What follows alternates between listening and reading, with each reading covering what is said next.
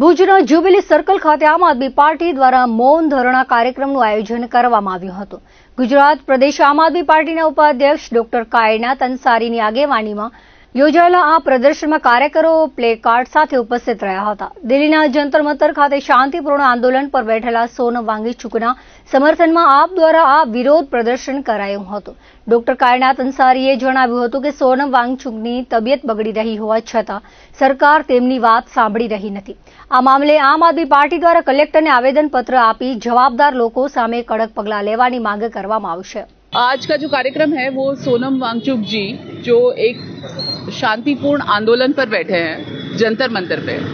मुझे समझ में नहीं आता कि कितना मुश्किल है ये समझना कि सरकार को अपनी बात पहुंचाने के लिए लोगों को भूखा रहना पड़ रहा है, जान की बाजी लगानी पड़ रही है, लेकिन एक संवैधानिक पद, शिक्षा मंत्री का पद, धर्मेंद्र प्रधान जी का पद, वो इतना इम्पोर्टेंट है कि 30 बच्चे जिन्होंने सुसाइड कर लिया है उनकी नहीं सुनी जा रही है। उनके परिवार जो जंतर मंतर पर बैठे उनकी नहीं सुनी जा रही है। सोनम वांगचुक जी भूखे हैं, उनकी तबीयत बिगड़ रही है, उनकी नहीं सुनी जा रही है।